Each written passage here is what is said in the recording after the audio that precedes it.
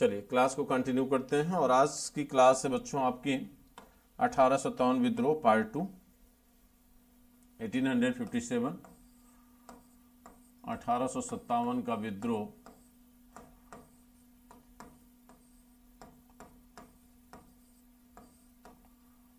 1857 का विद्रोह पार्ट 2।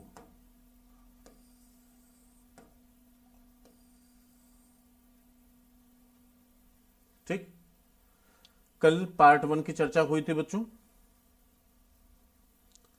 सभी लोग क्लास से जुड़ गए हैं और शिवांगी जी, राजकुमार सैनी जी, ज्योति, ड्रीम लप्सना, नेहा भगत, वेलकम है आप सभी लोगों का। Good evening, good evening, good evening सभी को, गुड इवनिंग। चलिए रेडी हो जाइए सभी लोग बच्चों फटाफट। सर्वेश्वर स्टडी जी,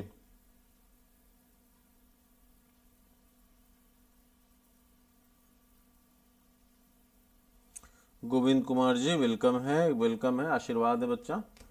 एकदम खुश रहिए, मस्त रहिए, आबाद रहिए। आइए देखते हैं, कल हमने चर्चा किया था बच्चों, हमने आपको बताया कि 1857 के विद्रोह में आपको क्या क्या पढ़ना है। तो उसमें हमने सबसे पहले चर्चा किया था किसकी, कारण की, कि 1857 के विद्रोह में आपको क्या पढ़ना है। सबसे पहले पढ़ेंगे भाई कि इसका रीजन क्या था, ये विद्रोह क्यों हुआ, कारण पढ़ेंगे। कारण में दो चीजें हमने आपको बताया था कि दो चीजें आपको पढ़ना है। यहां पर एक आप पढ़ेंगे बच्चों अस्थायी कारण। अस्थायी कारण क्या था, ठीक। दूसरा पढ़ेंगे आप तात्कालिक कारण।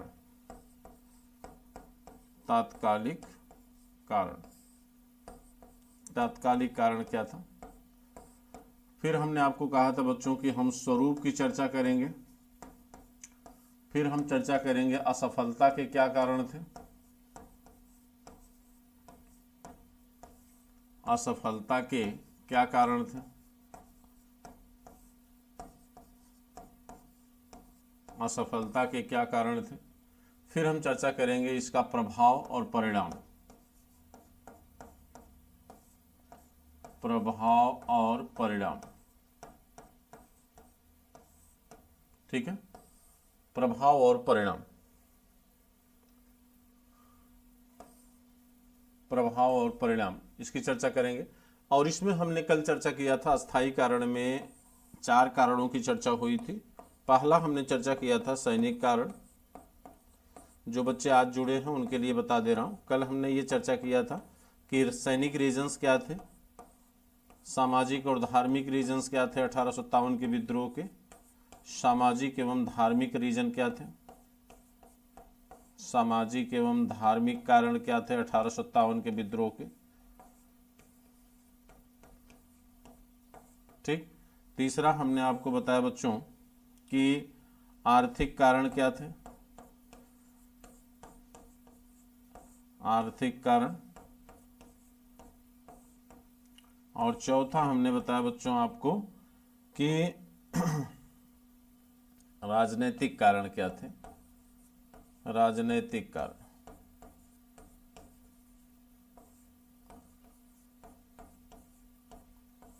ठीक, राजनीतिक कारण क्या थे, इसकी चर्चा होगी। और यहां पर आप देख पा रहे होंगे बच्चों की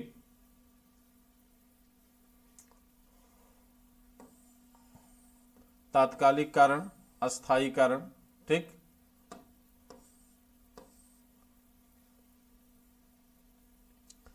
अब देखिए यहां पर हम आपको देखें बच्चों कि ये चारों की चर्चा हो गई था। चर्चा होगी किसकी, अस्थायी रीजन्स की, सॉरी तात्कालिक कारण की चर्चा करेंगे। तो आइए इसके शुरू करते हैं बच्चों। तात्कालिक कारण क्या था, कल हमने इसको डिटेल में बताया था आपको अस्थायी कारण। आज हम चर्चा करेंगे किसके, तात्कालिक कारण की। 1857 के विद्रोह के तात्कालिक कारण, 1857 के विद्रोह के तात्कालिक कारण,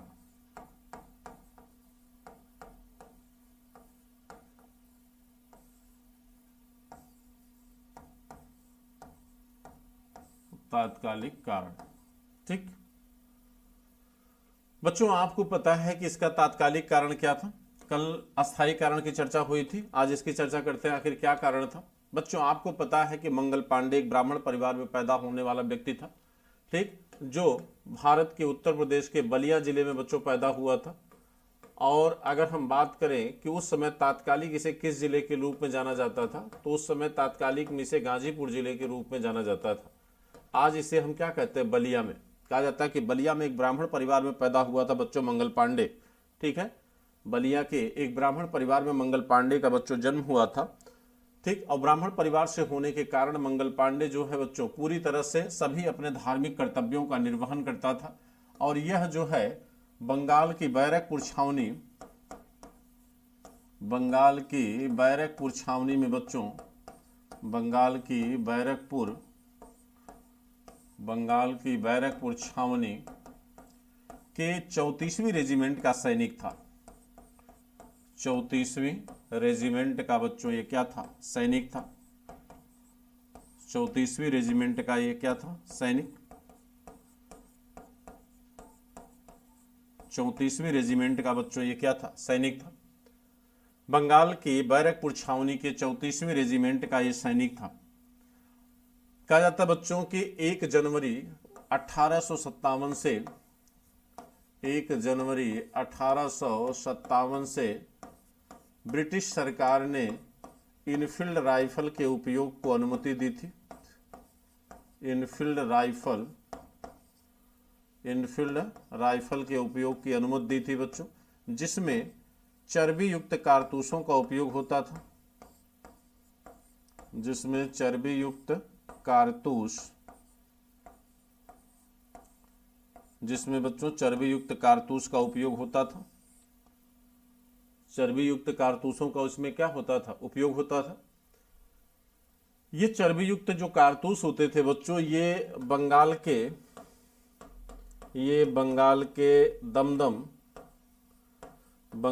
दमदम में बच्चों गंगा एंड बनर्जी कंपनी में बनते थे। गंगा एंड बनर्जी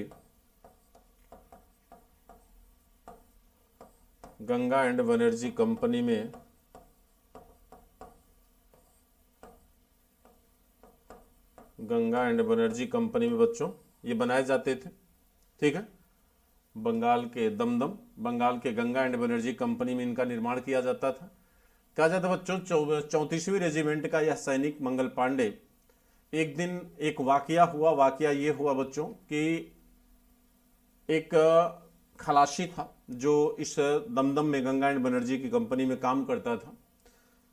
उसको मंगल पांडे बहुत ही माने इस तरह से बच्चों संबोधित किया, इस तरह से बच्चों उसको बुलाया, जैसे आज भी आप देखें अपने समाज में जो हमारे जातीय चिन्ह हैं, जातीय भाषाएं हैं, आप ये कह सकते हैं कि आप बखूबी इसको आप जानते भी होंगे कि आज भी जब हम अपने समाज में बच्चों लोगों से इंट्रोड्यूस होते हैं, हम जब बुलाते हैं किसी को मिलने के लिए या संबोधित करते हैं, तो हमारी जो भाषा होती है वो बदल जाती है, ठीक। यानी अगर ब्राह्मण है तो उसको संबोधित करने के लिए कुछ अलग शब्दों का उपयोग आप करते हैं, अगर वो हरिजन है या शूद्र जात का है, निम्न जात का है, तो उसके लिए आपके शब्द और टोन बदल जाते हैं। और इसका सबसे पहला प्रमाण आप बच्चों भारत के शतपथ ब्राह्मण ग्रंथ में आप देखे होंगे, जहां पर एहि आगहि आगच्छ जैसे शब्दों का उपयोग किया गया है, ठीक है। और उससे ये लगता है कि भारत में इस जिह्वा के आधार पर, इस भाषा के आधार पर जो विभाजन है वो न केवल आधुनिक भारत की देन है, बल्कि प्राचीन भारतीय सनातन से बच्चों चला आ रहा है, ठीक। तो समाज न केवल जातिगत आधार पर, न केवल आर्थिक आधार पर, न केवल सामाजिक आधार पर, बल्कि भाषा के आधार पर भी हमारा समाज बटा हुआ था। हर समाज के लोगों को संबोधित करने के लिए शब्दों का चयन, शब्दों का उपयोग बच्चों आपको अलग अलग दिखाई देगा।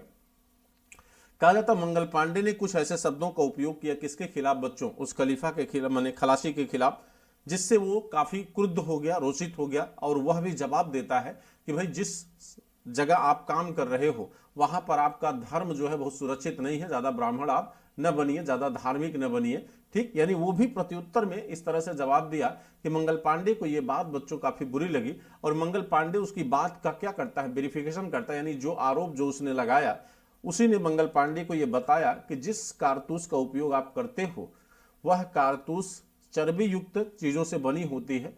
वो कारतूस दांत से खोलकर बच्चों से डालना होता था, और वो रबड़ जो लगा होता था उस पर वो रबड़ गाय और शुगर की चर्बी का बना होता था। ऐसा उसने संबोधित किया, ऐसा उसने बताया किसको, मंगल पांडे को। और मंगल पांडे बच्चों क्या करता है, इसकी जानकारी लेता है। और जानकारी लेने के बाद बच्चों जब उसे ये बात पता चली तो मंगल पांडे जो है 34वीं रेजिमेंट उसे बेहद क्रोध आया। उसे लगा कि मेरा धर्म जो है क्या हो गया, भ्रष्ट हो गया। 34वीं रेजिमेंट जिसका नेतृत्व बच्चों वाघ और ह्यूसन के द्वारा किया जा रहा था।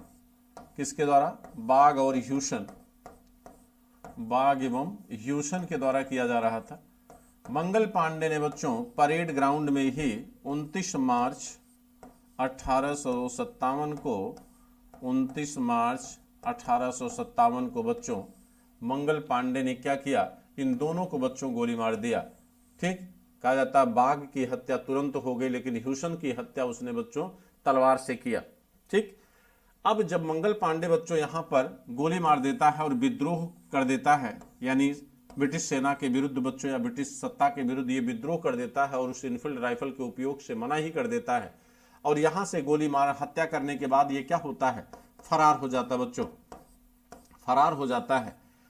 कहा जाता है बच्चों कि लेकिन भारत के खून में दलाली और भ्रष्टाचार हमेशा से रहा है, उस समय भी था बच्चों। कुछ अपने ही अपनों के दुश्मन होते थे। विभीषण भी रावण के घर में न पैदा होता बच्चों तो रावण भी हारता नहीं। कहा जाता है कि यहां भी वही चीज आपको दिखाई देगी बच्चों, यहां भी वही चीज आपको दिखाई देगी। कहा जाता है कि पलटू राम शेख, एक नाम था बच्चों जिसका नाम है पलटू राम शेख। पलटू राम शेख इन्होंने बच्चों क्लर्क के पद के लालच में इन्होंने मुखबिरी कर दिया, किसकी, मंगल पांडे की। इन्होंने बच्चों मंगल पांडे की क्या किया, मुखबिरी किया। ठीक, और मंगल पांडे को गिरफ्तार करके 8 अप्रैल को बच्चों 8 अप्रैल को फांसी दे दी गई। 8 अप्रैल को मंगल पांडे को बच्चों क्या हो गई, फांसी हो गई। कहा जाता है भारतीय इतिहास में बच्चों 2 ऐसे योद्धा थे, ठीक है, जिनका मरना शायद इतिहास में उनको अमर कर गया। तो वो 2 योद्धा बच्चों मंगल पांडे और भगत सिंह थे। शायद ये जिंदा रहते तो इतिहास में अपने आप को उतने क्रांतिकारी रूप में दर्ज न करा पाते जितना इन्होंने मरने के बाद किया। कुछ लोगों का मरना उन्हें कहीं न कहीं बच्चों महत्वपूर्ण बना देता है। उसमें से 2 ऐसे वीर और योद्धा और साहसी व्यक्ति, एक मंगल पांडे और दूसरा आपका भगत सिंह थे। कहा जाता है कि मंगल पांडे की फांसी सैनिकों में जो विरोध की भावना पहले से पनप रही थी, उस विरोध की भावना में चिंगारी लगाने का, आग लगाने का बच्चों काम किया। यानी अब सैनिक आमादा था विद्रोह पर। ठीक, जबकि विद्रोह की पृष्ठभूमि बच्चों बन चुकी थी। राजा, सैनिक सब एक दूसरे से बच्चों क्या रह रहे थे, मिल रहे थे। गुप्तचरों का उपयोग हो रहा था, गुप्त तरीके से समाचार पत्रों का आदान प्रदान हो रहा था। रोटी और कमल का उपयोग जो है सूचनाओं के संप्रेषण के लिए हो रहा था। और विद्रोह की एक नियत निर्धारित तिथि तय कर दी गई थी कि भाई विद्रोह होगा कब, 31 मई दिन रविवार को, 31 मई दिन रविवार को, 31 मई दिन रविवार को विद्रोह निर्धारित किया गया था। 31 मई दिन रविवार को बच्चों विद्रोह निर्धारित किया गया था। ठीक, शाम को 6 बजे ये विद्रोह का समय तय किया गया था। यानी हर चीज बहुत ही संतुलित और बहुत ही तरीके से और संगठनिक तौर पर होने वाली थी बच्चों। लेकिन मंगल पांडे की फांसी ने सैनिकों के क्रोध को बच्चों और क्या कर दिया, बढ़ा दिया। और सैनिक जो गर्म खून का होता है बच्चों, गर्म स्वभाव का होता है, उग्र स्वभाव का होता है, जो पहले से ही कई पीड़ाओं को सह रहा था, कई दर्द को समेटे हुए था अपने दिल में, ऐसी पे बच्चों एकाएक जो है उसके साथ एक ऐसी घटना होती है कि उसके समुदाय का एक व्यक्ति जिसको फांसी दे दी गई, मंगल पांडे। ठीक है, सैनिकों ने बच्चों अब विद्रोह करने का क्या किया, निर्णय कर लिया। यानी अब सैनिक पूरी तरह से इस बात के लिए आमादा हो गया कि हमें विद्रोह करना ही करना है। ठीक है,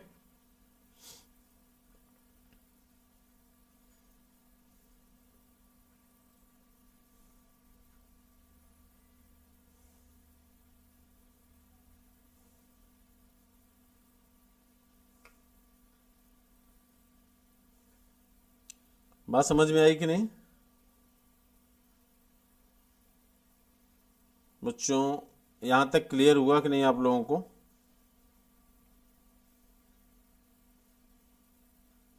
नंदिनी भारद्वाज जी,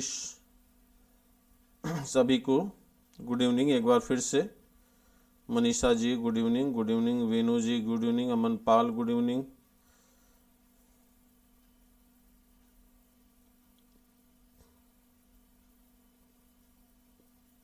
गुड इवनिंग बच्चों।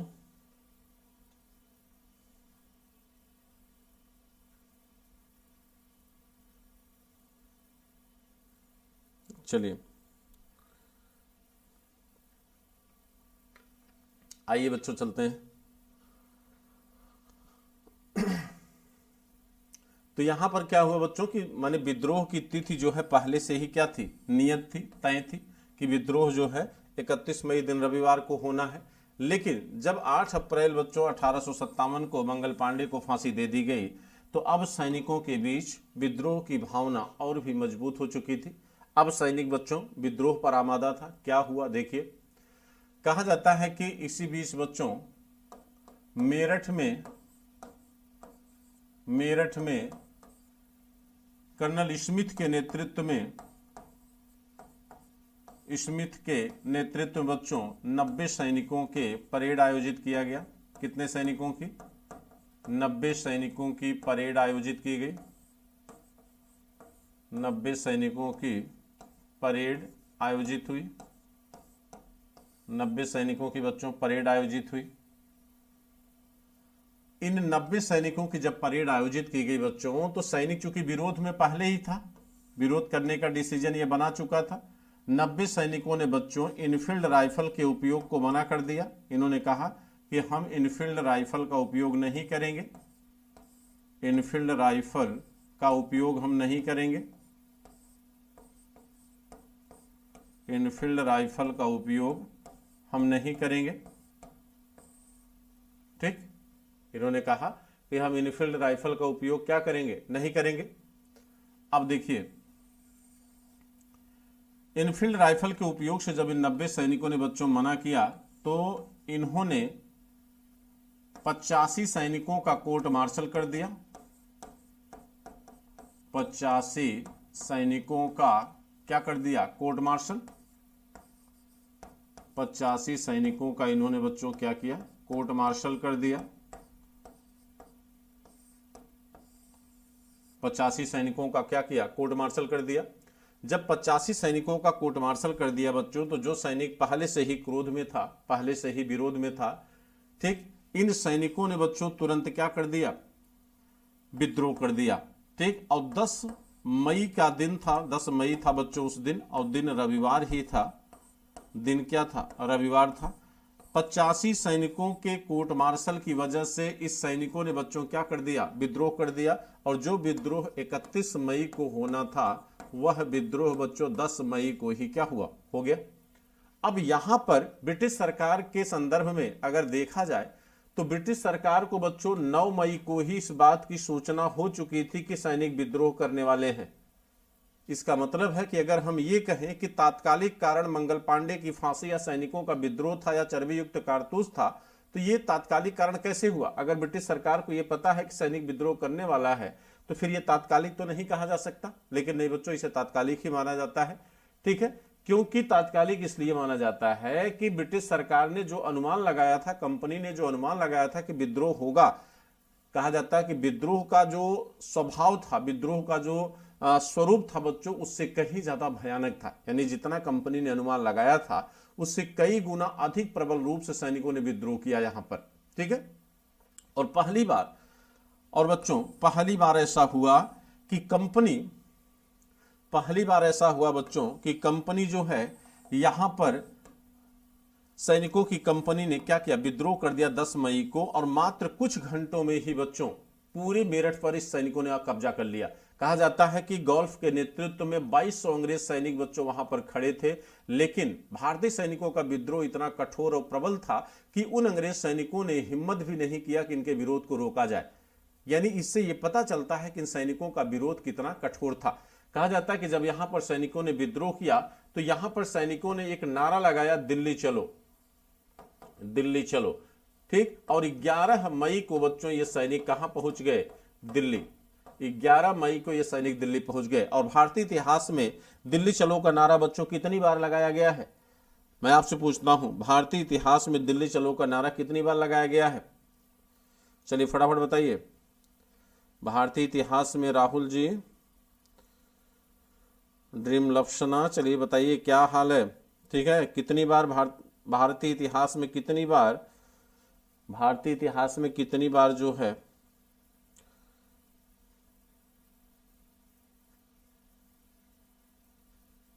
ठीक है, भारतीय इतिहास में कितनी बार दिल्ली चलो का नारा लगाया गया बच्चों? आपको बता दूं, पहली बार दिल्ली चलो का नारा भारतीय सैनिकों ने लगाया मेरठ में। इसके बाद सुभाष चंद्र बोस ने लगाया था बच्चों, जिन्होंने कहा था तुम मुझे खून दो मैं तुम्हें आजादी दूंगा। और उसके बाद बता दूं आपको कि जयप्रकाश नारायण ने भी लगाया था बच्चों इंदिरा गांधी सरकार के समय। 3 बार भारतीय इतिहास में दिल्ली चलो का नारा आपको दिखाई देगा। तो यहां सैनिकों ने बच्चों विद्रोह करके दिल्ली जाने का निर्णय क्यों लिया? ये सैनिक आखिर दिल्ली क्यों जाना चाहता है? ये सैनिक दिल्ली क्यों जाना चाहता है? ये सैनिक दिल्ली इसलिए जाना चाहता है क्योंकि दिल्ली में बच्चों कौन है? दिल्ली में मुगल बादशाह बहादुर शाह जफर हैं। दिल्ली में मुगल बादशाह बहादुर शाह जफर है। दिल्ली में मुगल बादशाह बहादुर शाह जफर है बच्चों। ठीक, दिल्ली में मुगल बादशाह बहादुर शाह जफर है। अब देखिए, कहते हैं कि यहां पर बच्चों आप देखिए कि बहादुर शाह जफर हैं दिल्ली में। और दिल्ली में बहादुर शाह जफर पहले से ही पंजाब के गवर्नर को सूचित कर दिए सैनिक विद्रोह करने वाले हैं। यानी ये स्वयं बच्चों विद्रोह करने वाले नहीं थे या नेतृत्व करने वाले नहीं थे। लेकिन दूसरा प्रश्न ये उठता है कि आखिर भारतीय सैनिक बहादुर शाह जफर को विद्रोह का नेता क्यों बनाना चाहता था? भाई क्या सोचकर आप ये करना चाह रहे थे कि बहादुर शाह जफर को आप लीडर बनाना क्यों चाह रहे थे? तो बहादुर शाह जफर बच्चों हिंदुस्तान के अंतिम मुगल बादशाह थे। ठीक है, सैनिकों को इस बात की उम्मीद थी कि अगर बहादुर शाह जफर विद्रोह का नेतृत्व करेंगे तो ये इस तरह से मैंने इनको ये अनुमान था या ये बच्चों कहीं न कहीं विश्वास था कि इससे भारतीय सैनिकों को आम जनता का एक विश्वास मिल जाएगा। लेकिन सच्चाई ये थी बच्चों कि मुगल बादशाह बहादुर शाह जफर की जो सल्तनत थी वो लाल किले तक सीमित रह गई थी। उनका जो प्रभाव क्षेत्र था, जो दायरा था, अब वो लाल किले तक ही निर्धारित रह गया था, उससे दूर, उससे आगे नहीं था। ठीक है, लेकिन बहादुर शाह जफर बच्चों यहाँ पर विद्रोह का नेतृत्व शुरू में संभालने के लिए तैयार नहीं होते हैं, क्योंकि उन बूढ़ी जानों में अब वो ताकत नहीं थी कि वो तलवारें उठा सकती। अब वो दूसरे पर कहीं न कहीं निर्भर थे। उन्होंने अपने आप को स्वयं मानसिक तौर पर ब्रिटिश सरकार का आत्मनिर्भर बना लिया था। लेकिन इधर चूंकि लॉर्ड डलहौजी जब आया बच्चों तो काफी कठोर निर्णय इनके संदर्भ में लेता है, जिससे ये काफी नाराज भी थे। ठीक, लेकिन यहां पर बच्चों जब बरेली से बख्त खान आता है, जब बच्चों बरेली से बख्त खान आया, बरेली से बच्चों जब बख्त खान आया तो यहां पर बख्त खान के कहने पर बच्चों इन्होंने बहादुर शाह जफर ने विद्रोह का नेतृत्व क्या किया? स्वीकार कर लिया। तो बहादुर शाह जफर ने दिल्ली में विद्रोह का नेतृत्व क्या किया? संभाल लिया। बहादुर शाह जफर की सबसे नवीन बीवी, जो सबसे नई बीवी थी बच्चों, उनका नाम था जीनत महल, जो इनसे उम्र में भी क्या थी? आधी थी। जीनत महल, भाई नवाबों और बादशाहों का शौक होता था बच्चों, ठीक, फरमान जारी करना, नई बीवियां रखना, शादियां करना, ये लोगों के शौक हुआ करते थे। ठीक है, क्लियर हो रहा बच्चों?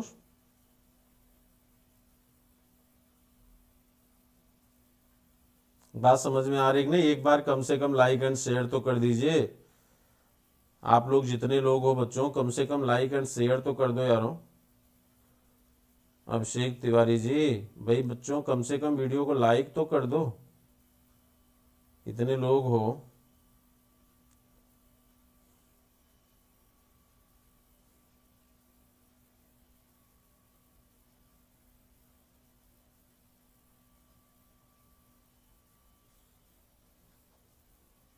देखिए, तो यहां पर बच्चों बहादुर शाह जफर विद्रोह का क्या करता है? नेतृत्व संभाल लेता है।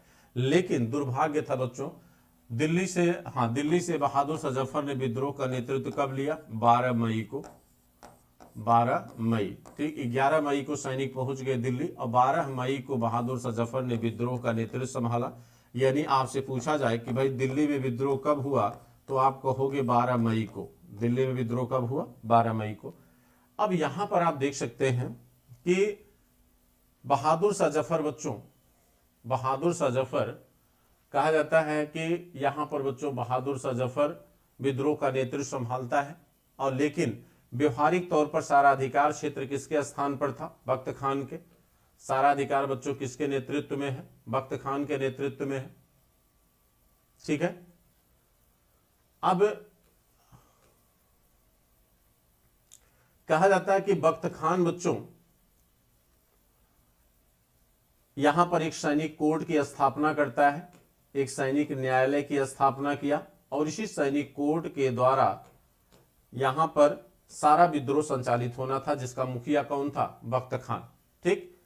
विद्रोह के असफल होने का जो सबसे बड़ा कारण माना जाता है बच्चों, वो यही माना जाता है कि अगर ये विद्रोह एक साथ सभी स्थानों पर हुआ होता तो शायद हिंदुस्तान 100 वर्षों पहले ही आजाद होता। लेकिन दुर्भाग्य था इन विद्रोहियों का बच्चों कि इन्होंने आपस में इतना कम्युनिकेशन बेहतर नहीं बना पाए कि ये विद्रोह एक साथ कर पाते, और यही कारण था जिसकी वजह से विद्रोह को बड़ी आसानी से ब्रिटिश सरकार ने क्या किया? दबा दिया। विद्रोह को बच्चों बड़ी आसानी से ब्रिटिश सरकार क्या करती है? दबा देती है। ठीक। अगर ये विद्रोह सारे जगह स्थानों पर, जैसे 12 मई को बच्चों ये कहां हो रहा है? दिल्ली। तो इसके बाद आप देखोगे आपकी 5 जून को बच्चों जाकर होगा कहां पर? कानपुर में। तो अब यानी सॉरी माफ करिएगा, कहते हैं इससे पहले 4 जून को आपको लखनऊ में दिखाई देगा। ठीक। 4 जून को बच्चों लखनऊ और झांसी में, लेकिन 5 जून को कहां होगा? कानपुर में। ठीक। अगर यही एक साथ हुआ होता तो शायद विद्रोह सफल हो गया होता, लेकिन विद्रोह अगर सफल भी हो जाता तो आजाद हिंदुस्तान कैसा होता? क्या किसी के पास कोई विकल्प था? कोई विकल्प नहीं था बच्चों, किसी के पास, किसी के पास कोई विकल्प नहीं था कि आजाद भारत का नक्शा कैसा होगा, है कि नहीं। यहां से बच्चों विद्रोह जब हुआ तो अगला विद्रोह कहां पर होता है? 4 जून को। 4 जून को विद्रोह हुआ। 4 जून 1857 को 2 स्थानों पर होता है बच्चों। एक आपके लखनऊ, लखनऊ जहां पर बच्चों बेगम हजरत महल, बेगम हजरत महल, बेगम हजरत महल थी बच्चों, और इन्होंने अपने बेटे विरजिश कादिर को क्या चुना? राजा चुना। विरजिश कादिर को बच्चों राजा चुना। विरजिश कादिर को बच्चों क्या चुना? राजा। ठीक। और इसके साथ साथ बच्चों कहा जाता है कि विरजिश कादिर को राजा चुना, और यहां पर जो है, यहां पर एक चीज इन्होंने ये किया बच्चों कि इन्होंने तुरंत जो है अपने लखनऊ को स्वतंत्र करा लिया और विरजिश कादिर को राजा घोषित कर दिया। बेगम हजरत महल के पति हुआ करते थे नवाब वाजिद अली शाह, जो लखनऊ के अंतिम नवाब माने जाते हैं। नवाब वाजिद अली शाह बच्चों जो लखनऊ के क्या हैं? अंतिम नवाब माने जाते हैं। ठीक। और कहा जाता है कि बच्चों बेगम हजरत महल ने बहुत जल्द ही आजमगढ़ पर भी अधिकार कर लिया, और आजमगढ़ पर अधिकार करने के बाद इन्होंने बच्चों इन्होंने माधो सिंह को यहाँ का सूबेदार बना दिया आजमगढ़ का, और एक बड़े क्षेत्र पर बेगम हजरत महल ने बड़ी योग्यता से कब्जा कर लिया। लेकिन बच्चों ये विद्रोह लंबे समय तक नहीं रहा, क्योंकि आपको कल हमने बताया था कि इस विद्रोह को बच्चों कैंपबेल क्या करता है? बड़े जल्द ही दबा देता है। कैंपबेल, यहाँ का विद्रोह बच्चों कैंपबेल के नेतृत्व में क्या किया गया? दबा दिया गया। कैंपबेल ने इस विद्रोह को, लखनऊ के विद्रोह को बच्चों कहा जाता है कि मात्र कुछ, हालांकि हेनरी लॉरेंस भी इससे पहले था, कैंपबेल से पहले यहाँ पर हेनरी लॉरेंस भी आता है बच्चों। हेनरी लॉरेंस के योगदान से तो नहीं, लेकिन पूर्णतः कैंपबेल का योगदान माना जाता है, जिसने इस विद्रोह को क्या किया? समाप्त किया। कहा जाता है विद्रोह जब कैंपबेल के नेतृत्व में जब ब्रिटिश सेना आई बच्चों, तो वाजिद अली शाह उसमें कबूतर को दाना खिला रहे थे। कहा जाता है कि इनसे लोगों ने कहा कि भाई जब मौका था आपके पास तो आप क्यों नहीं भागे? ठीक है, कबूतर को दाना क्यों खिलाते रह गए? आपको जब पता था कि ब्रिटिश कंपनी आ गई है, वो आपको गिरफ्तार कर लेगी, हम हार गए थे, तो आपने वहां से भागा क्यों नहीं? तो इन्होंने कहा कि भाई जनाब, जूता पहनाने वाला कोई था नहीं तो मैं भागता कैसे? तो अब आप समझ सकते हैं कि बादशाहतों और नवाबों की क्या स्थिति हुआ करती थी। ठीक है, कितना वो निर्भर थे एक दूसरे पर बच्चों, और क्या अपने आप को क्या महत्व देते थे, इससे अंदाजा आप लगा सकते हैं। इसके अतिरिक्त बच्चों अगर हम कानपुर को देखें तो कानपुर में इस विद्रोह का नेतृत्व कानपुर में इस विद्रोह का नेतृत्व नाना साहब द्वारा किया जा रहा था। कानपुर में इस विद्रोह का नेतृत्व बच्चों नाना साहब के द्वारा हो रहा था, जिनका नाम था धोधू पंत, जिनका नाम बच्चों धोधू पंत था। ठीक है, जिनका नाम क्या था? धोधू पंत, जिनका नाम धोधू पंत था। अब यहां पर देखिए, कहते हैं कि यहां पर बच्चों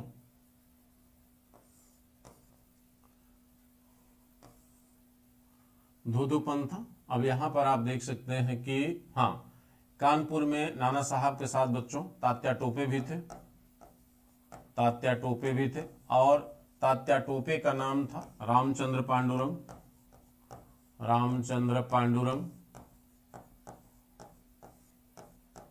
रामचंद्र पांडुरंग।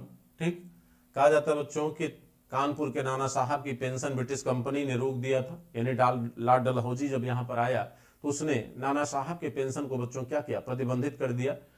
कहा जाता है कि नाना साहब दत्तक पुत्र हुआ करते थे बाजीराव द्वितीय के। ये बाजीराव द्वितीय के बच्चों क्या थे? दत्तक पुत्र थे। और दत्तक पुत्र होने के कारण जो है इनकी पेंशन को लॉर्ड डलहौजी ने क्या किया? प्रतिबंधित कर दिया। उसने कहा कि ये वादा हमने बाजीराव द्वितीय के साथ किया था, आपको हम ये पेंशन नहीं दे सकते, जिसकी वजह से ये नाराज हुए और इन्होंने इसके लिए मुकदमा लड़ने के लिए अजीमुल्ला खां को भेजा। बच्चों किसे भेजा? अजीमुल्ला खां को। कहां भेजा था? इंग्लैंड। ठीक, अजीमुल्ला खां को अपना प्रस्ताव लेकर इंग्लैंड भेजा था। और यह अजीमुल्ला खां बच्चों आते समय ये तुर्की भी गया था। तुर्की में उस समय कमाल पाशा, तुर्की में बच्चों ये किसी लीडर से मिलने गए थे और एक तरह से कहीं न कहीं विदेशी सहायता भी प्राप्त करने का प्रयास नाना साहब कर रहे थे। और नाना साहब बच्चों गुप्त पत्रों के माध्यम से सभी रजवाड़ों को एक कर रहे थे ब्रिटिश कंपनी के खिलाफ में। ठीक, और रोटी और कमल का उपयोग अपनी सूचनाओं के संप्रेषण के लिए नाना साहब द्वारा किया जा रहा था। नाना साहब ने भी बच्चों 5 जून को क्या कर दिया? विद्रोह कर दिया। 5 जून 1857 को नाना साहब ने भी क्या किया? ईस्ट इंडिया कंपनी के खिलाफ बच्चों क्या किया? विद्रोह किया। ठीक है, अब यहां पर आप देख सकते हैं कि नाना साहब ने जब विद्रोह किया बच्चों, तो नाना साहब द्वारा किया गया यह विद्रोह इतना प्रबल था, ठीक है, कि मात्र कुछ समय में ही नाना साहब ने पूरे कानपुर में अफरा तफरी मचा दिया। यानी यहां से कंपनी के लोग जो अंग्रेज थे बच्चों, उन्होंने भागना शुरू कर दिया। पूरे कानपुर को उन्होंने खाली करने का निर्णय ले लिया बच्चों। ठीक है, तो ज्ञान सेनी जी मैंने बता तो दिया भाई, तात्या टोपे का हमने नाम बताया बच्चों ना, रामचंद्र पांडुरंग, रामचंद्र पांडुरंग हमने बता दिया।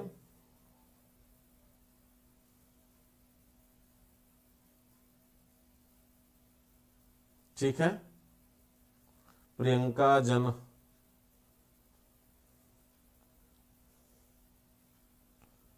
चलिए बच्चों लाइक एंड शेयर कर दीजिए फटाफट सभी लोग।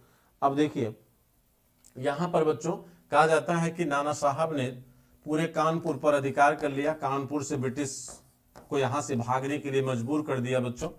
यहां पर एक घटना का उल्लेख होता है और वो घटना बच्चों सत्ती चौरा का घटना, सत्ती चौरा, इसे सत्ती चौरा कहते हैं कहीं कहीं, सत्ती चौरा की घटना बच्चों। कहा जाता है कि ये घटना जो है कुछ अंग्रेजों के परिवारों से जुड़ी हुई है। कहा जाता है कि जब नाना साहब ने बच्चों कानपुर पर अधिकार कर लिया तो यहां से जो अंग्रेज थे कानपुर से, वो गंगा नदी के सहारे बच्चों इलाहाबाद की तरफ पलायन कर गए। ठीक, लेकिन जिस समय अंग्रेजों की स्त्रियां और बच्चे नौकाओं में बैठ रहे थे, वहीं पर उसी समय बच्चों सत्ती चौरा घाट पर जो है नाना साहब के लोगों द्वारा बच्चों इनका जो है कत्लेआम किया गया। ऐसा आरोप जो है ब्रिटिश लेखक बच्चों लगाते हैं। ठीक है, ऐसा आरोप बच्चों ब्रिटिश लेखक क्या करते हैं, अपनी लेखन कला के माध्यम से उन्होंने बताने का प्रयास किया है। लेकिन कहीं भी बच्चों इस घटना का भारतीय इतिहास लेखन में हमें दिखाई नहीं देता है, जबकि इस 1857 के विद्रोह के जो सरकारी इतिहासकार हैं असनसेन, वो भी इस घटना का उल्लेख बच्चों नहीं करते हैं। ठीक है, तो नाना साहब, हालांकि बच्चों अंत में नाना साहब भी कैंपबेल से हार जाते हैं। यहाँ का कानपुर का विद्रोह भी किसके द्वारा दबाया गया? कैंपबेल के द्वारा दबाया गया। यहाँ भी विद्रोह को बच्चों कौन दबाता है? कैंपबेल दबाता है। ठीक, तो लेकिन इसके बाद जब बच्चों यहाँ पर नाना साहब पराजित हो गए तो तात्या टोपे बच्चों ये कहाँ चले गए? ग्वालियर। ये कहाँ चले गए? ये ग्वालियर चले गए। ठीक, और ग्वालियर में जाकर बच्चों ये किससे मिल गए? झांसी की रानी से। ये किससे मिले? झांसी की रानी से, जो वीरांगना थी बच्चों झांसी की रानी। ठीक, हम वीरांगना तो कहते हैं, गर्व से नाम भी लेते हैं, लेकिन यही काम अगर इन्होंने अपने देश के लिए किया होता तो शायद जो है हम और इनको महत्व देते। लेकिन सच्चाई बच्चों यह थी कि उस समय सबका राज्य अपने लिए देश था। ठीक, भारत की कोई संकल्पना नहीं थी, लेकिन हाँ, इस युद्ध ने कहीं न कहीं वो बीज, वो अंश जरूर हमें दिखाया जिसने आगे चलकर भारत को एक राष्ट्र के रूप में क्या किया? निर्मित किया। तो आइए अब देखते हैं बच्चों झांसी की रानी के बारे में। झांसी की रानी,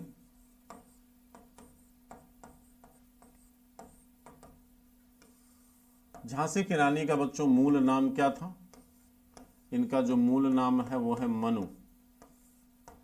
इनका मूल नाम क्या है? मनु। इनका जन्म बच्चों, इनका जन्म कहां हुआ था? वाराणसी। इनका जन्म कहां हुआ था? वाराणसी में हुआ था। ठीक है, इनका जन्म बच्चों वाराणसी में हुआ था। और झांसी की रानी की अगर बात करें बच्चों, झांसी की रानी की अगर हम बात करें, ठीक है, झांसी की रानी की अगर बात करें तो झांसी की रानी का विवाह बच्चों झांसी के राजा गंगाधर राव से हुआ था, जो बड़े जल्द ही उनकी मृत्यु हो जाती है। ठीक, और इनके राज्य को डलहौजी बच्चों उत्तराधिकार के अभाव में क्या करता है? अधिग्रहित कर लेता है अपने राज्य में, माने ब्रिटिश भूभाग में शामिल कर लिया, जिससे कहीं न कहीं झांसी की रानी बच्चों क्या थी? बेहद नाराज थी। और इन्होंने 4 जून को इन्होंने क्या किया कि बच्चों 4 जून को इन्होंने क्या किया? विद्रोह किया। 4 जून 1857 को विद्रोह किया। और झांसी की रानी का विद्रोह इतना प्रबल था बच्चों कि बड़े कम समय में इन्होंने अपने झांसी पर कब्जा कर लिया। लेकिन दुर्भाग्य था बच्चों कि झांसी में ये पराजित हो जाती है और यहाँ से इनको भागना पड़ता है। और यहाँ से भागकर रानी कहाँ गई बच्चों? ग्वालियर। ग्वालियर गई। और आपको पता है कि ग्वालियर के राजा महाराज सिंधिया, ग्वालियर के राजा बच्चों महाराज सिंधिया, ये कंपनी की तरफ से थे। और महाराज सिंधिया ने अपनी सेना झांसी की सेना के विरोध में बच्चों क्या किया? भेज दिया। लेकिन जो सिंधिया की सेना थी बच्चों, वो झांसी की सेना से लड़ने से क्या करती है? इनकार कर देती है। रानी झांसी की सेना से लड़ने से इनकार कर देती है। और जैसे ही ग्वालियर की सेना यानी सिंधिया की सेना ने झांसी की सेना में शामिल हुई, इसी आधार पर बच्चों आपके महान इतिहासकार वीडी सावरकर इन्होंने बच्चों इसे राष्ट्रीय आंदोलन की संज्ञा दे दी। इनके अकॉर्डिंग बच्चों यहाँ पर हमें राष्ट्रीयता का प्रतीक दिखाई देता है, क्योंकि इनका कहना है कि सिंधिया की सेना ने झांसी की सेना को अपना स्वीकार किया, तभी तो उसने लड़ने से मना नहीं किया। इनका कहना भी सच है, लेकिन किसी एक अपवाद की वजह से, किसी एक घटना मात्र की वजह से हम एक नए स्वरूप को, एक नए तथ्य को, एक नई विचारधारा को थोप नहीं सकते बच्चों। हम पूरी तरह ये नहीं कह सकते कि ये राष्ट्रीय मानसिकता से ही लोग शामिल थे यहाँ पर, इन्होंने इनको अपना भारतीय माना तभी जो है ये शामिल हुए, ये कहना अभी मुनासिब बहुत नहीं है। लेकिन हाँ, राष्ट्रीयता का अंश, राष्ट्रीयता का बीज आपको यहाँ से बच्चों जरूर आपको दिखाई देगा। कहा जाता है कि झांसी की रानी ग्वालियर में बच्चों यानी यहीं पर आकर तात्या टोपे भी झांसी की रानी से मिल जाता है और बड़े मजबूती से झांसी की रानी यहाँ से फिर से अंग्रेजों पर हमला करती है। और एक शेरनी की तरह बच्चों कहा जाता है कि युद्ध में अंग्रेजों के बच्चों छक्के छुड़ा दिए। और जब ये मरी बच्चों, कहा जाता है कि अंग्रेज सेनानायक ह्यूरोज जो इस सेना का नेतृत्व कर रहा था, ह्यूरोज को बच्चों कहना पड़ा कि समस्त विद्रोहियों में अकेली ये मर्द थी। यानी झांसी की रानी की वीरता, आज भी आप जाएंगे बच्चों, जो किला है झांसी की रानी का जो किला है, वहां से अगर बच्चों आप देखेंगे तो जहां से झांसी की रानी ने अपना घोड़ा कुदाया है बच्चों, उसे देखकर आपकी रूह कांप जाएगी। हिम्मत नहीं करोगे कि वहां से हम नीचे उतर पाए रस्सी पकड़ के। अब आप कल्पना करिए कि झांसी की रानी ने अपना घोड़ा वहां से कुदा दिया था बच्चों। ठीक, आपके जीवन में जब इस तरह के वीरता के लक्षण कभी दिखाने को आएंगे तो मुझे लगता है आप लोग पीछे हट जाओगे। ठीक है कि नहीं?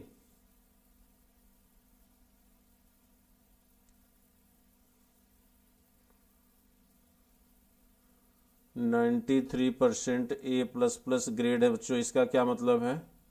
विशाल युद्ध। ठीक है, तो यहाँ पर बच्चों हीरोज को भी ये कहना पड़ा था, हीरोज को भी बच्चों कहना पड़ा कि समस्त विद्रोहियों में ये क्या थी, अकेली मर्द थी। ठीक है, तो ये स्टेटमेंट जो है उसी समय का है।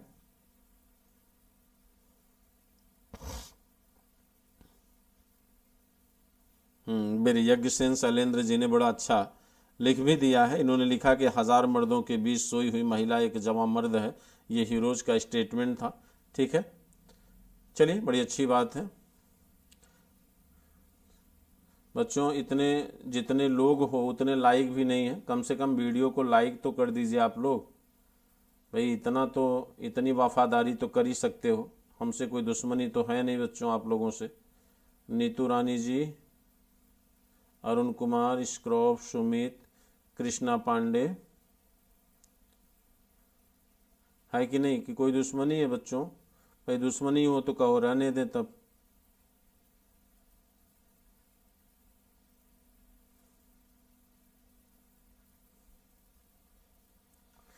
ठीक है, आइए देखिए। तो ये रहा बच्चों झांसी की रानी का। और इसके बाद बिहार से बच्चों कुंवर सिंह थे। बिहार से कौन थे? कुंवर सिंह। कुंवर सिंह आप जानते हैं बच्चों कि इनकी दानापुर जागीर हुआ करती थी, दानापुर आरा। इनकी जागीरें छीन ली गई थी, इसलिए इन्होंने विद्रोह किया था बच्चों बिहार से। इन्होंने 25 जुलाई को विद्रोह किया। इनका विद्रोह कब हुआ? 25 जुलाई को। लेकिन बच्चों इन्होंने बहुत जल्द ही अपनी जागीरों को छीन लिया ब्रिटिश सरकार से बच्चों। इन्होंने अपनी जागीर को बड़े जल्द ही छीन लिया, और न केवल अपनी जागीर को छीना बल्कि बच्चों पूरे आजमगढ़ पर इन्होंने अधिकार कर लिया। पूरे आजमगढ़ से अंग्रेजों को सफा करके वहां पर एक समानांतर सरकार बना दिया। फिर वहां से बच्चों ये कानपुर की तरफ बढ़े, लेकिन कानपुर में ये सफल नहीं हो पाए। और वहां से जब ये रिटर्न बच्चों हुए, वापस आने लगे, तो कहा जाता है कि बलिया में जो है, जब ये गंगा को पार कर रहे थे, उसी समय इन पर गोली चलाई गई। उनकी बाई हाथ में बच्चों गोली लग जाती है। अपने हाथ को स्वयं इन्होंने काटा, और कहा जाता है कि फिर पुनः जाकर अपनी जागीर पर कब्जा किया। क्योंकि जिस समय कानपुर दौरे पे थे उस समय ब्रिटिश कंपनी ने फिर से इनकी जागीरों पर बच्चों उसने क्या किया था? कब्जा कर लिया था। यहाँ से फिर ये वापस होते हैं और आकर अपनी जागीर पर कब्जा करते हैं, लेकिन दुर्भाग्य से इनकी मृत्यु हो जाती है। ठीक, बाद में इनके स्थान पर बच्चों इनके भाई कुंवर सिंह ने विद्रोह का नेतृत्व संभाला। इनके स्थान पर बच्चों कुंवर सिंह ने विद्रोह का क्या किया? नेतृत्व संभाला। और बिहार के विद्रोह को दमन करने का उत्तरदायित्व दिया जाता है विलियम टेलर और विसेंट आयर को। विलियम टेलर और विसेंट आयर, विलियम टेलर और विसेंट आयर को दिया जाता है। विलियम टेलर और विसेंट आयर को ये मौका ये दिया जाता है कि इन्होंने विद्रोह का दमन किया। इन्होंने बच्चों विद्रोह का दमन किया।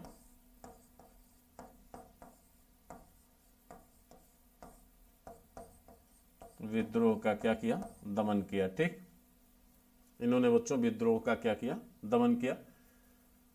इसके बाद आप इलाहाबाद और बनारस में देखेंगे बच्चों, इलाहाबाद और प्रयागराज, इलाहाबाद और प्रयागराज, यहाँ पर लियाकत अली लियाकत अली विद्रोह करते हैं।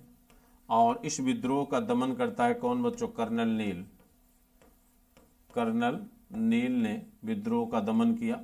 ठीक, और इसी तरह बच्चों आप देखेंगे कि उड़ीसा में बच्चों उज्ज्वल सिंह, उड़ीसा में उज्ज्वल सिंह और एक और नाम था बच्चों, उनका नाम नहीं याद आ रहा है, कि एक और नाम था सुरेंद्र सिंह, सुरेंद्र सिंह और उज्ज्वल सुरेंद्र शाही, माफ करिएगा, उज्ज्वल शाही और सुरेंद्र शाही उड़ीसा में विद्रोह का नेतृत्व किए थे। ठीक है, और पंजाब में बच्चों वजीर खान ने विद्रोह का नेतृत्व किया। मथुरा में देवी सिंह ने किया। आपके मेरठ में बच्चों कदम सिंह ने विद्रोह का नेतृत्व किया। ठीक, यानी छोटे छोटे स्थानों पर, फतेहपुर में अजीमुल्ला खान ने विद्रोह का नेतृत्व किया। बरेली में बच्चों खान बहादुर खान ने विद्रोह का नेतृत्व किया।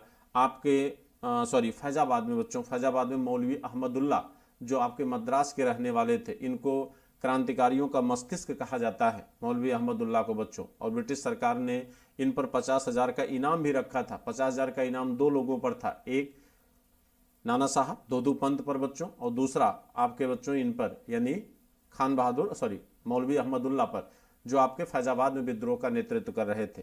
कहा जाता है बच्चों इन्होंने जिहाद का नारा दिया था। जिहाद का मतलब होता है कि इन्होंने अपने लोगों से कहा था कि इन काफिरों को हिंदुस्तान से बाहर करना ही हमारा नैतिक धर्म है, यानी अंग्रेजों को हिंदुस्तान से बाहर खदेड़ना इन्होंने धार्मिक कर्तव्य घोषित कर दिया था। इसे क्या कहा गया? जिहाद कहा गया। तो यहाँ पर जो है कहीं न कहीं बच्चों जो विद्रोह का स्वरूप आप देख पा रहे हैं, विद्रोह का विस्तार जो आप देख पा रहे हैं, वो पूरी तरह से प्रबल रूप में अपने मध्य प्रांत में ही दिखाई दे रहा है, संयुक्त प्रांत में दिखाई दे रहा है, ठीक। और इसके बाहरी क्षेत्रों में इसका स्वरूप उतना प्रबल नहीं है, जैसे पंजाब के कुछ क्षेत्रों में, हरियाणा के कुछ क्षेत्रों में, ठीक है, आपके महाराष्ट्र के छोटे से क्षेत्र में बच्चों, आपके अगर बंगाल में देखेंगे तो वहां भी बहुत छोटे से क्षेत्र में विस्तार इसका दिखाई देगा। पूरा दक्कन बच्चों इससे अछूता रहा है, मद्रास तो एकदम अछूता रहा, मद्रास में इसका एकदम प्रभाव और प्रसार आपको दिखाई नहीं देगा।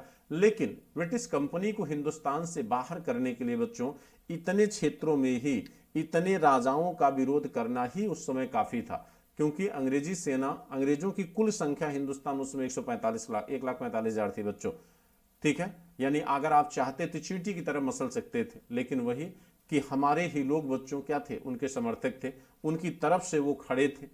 जैसे अगर गौर करिए बच्चों, वर्गीय आधार पर देखिए तो इस विद्रोह में ना तो शिक्षित वर्ग आपके साथ शामिल हुआ, ना ही बच्चों जमींदार वर्ग आपके साथ शामिल हुआ, ना ही आपके साथ व्यापारी वर्ग शामिल हुआ, ना ही पूरी तरह से आम जनता आपके साथ खड़ी हो पाई।